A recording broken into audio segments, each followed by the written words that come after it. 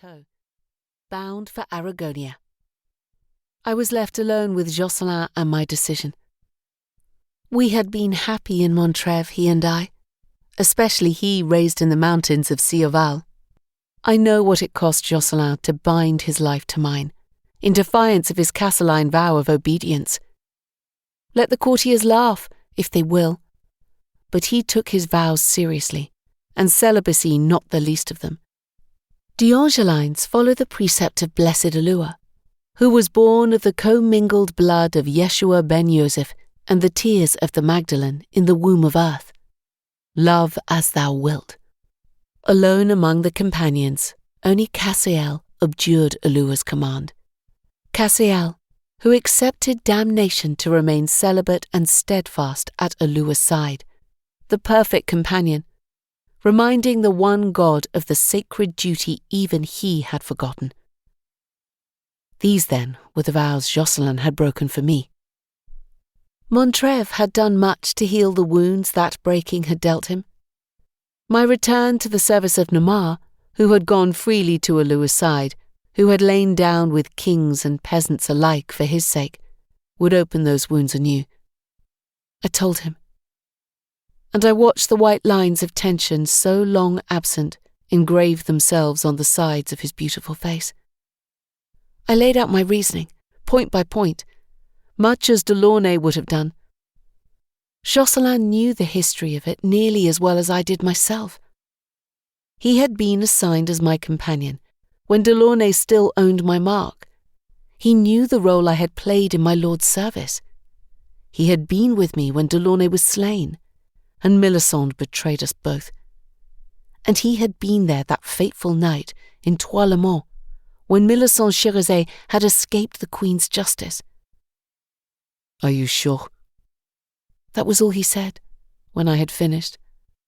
"Yes," I whispered the word, my hands clenching on the rich sangoire folds of my cloak, which I held bundled in my arms. "Joscelin?" "I need to think." He turned away, his face shuttered like a stranger's. In anguish I watched him go, knowing there was nothing more I could say.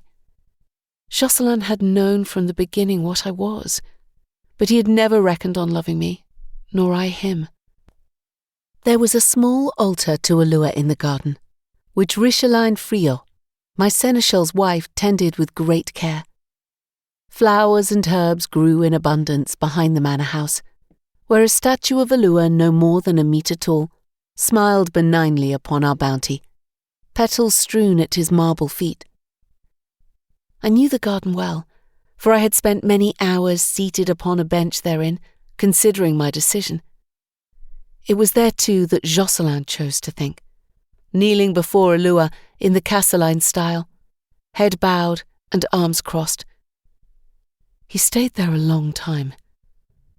By early evening, the light rain had begun to fall, and still Joscelin knelt, a silent figure in the grey twilight. The autumn flowers grew heavy with water and hung their bright heads. Basil and rosemary released pungent fragrance on the moist air, and still he knelt. His wheat gold braid hung motionless down his back, runnels of rain coursing its length. Light dwindled, and still he knelt. "My Lady Phèdre." Richeline's concerned voice gave me a start. I hadn't heard her approach, which for me was notable. "How long will he stay there, do you think?" I turned away from the window that looked out at the garden loggia. "I don't know. You'd best serve dinner without him. It could be a good while." Joscelin had once held a vigil, snowbound, throughout an entire skaldic night on some obscure point of Casseline honour. This cut deeper. I glanced up at Richeline, her open, earnest face. "I told him I was planning to return to the city of Elua, to the service of Namar." Richeline took a deep breath, but her expression didn't change. "I wondered if you would." Her voice took on a compassionate tone. "He's not the sort to bear it easily, my lady." "I know." I sounded steadier than I felt. "I don't choose it."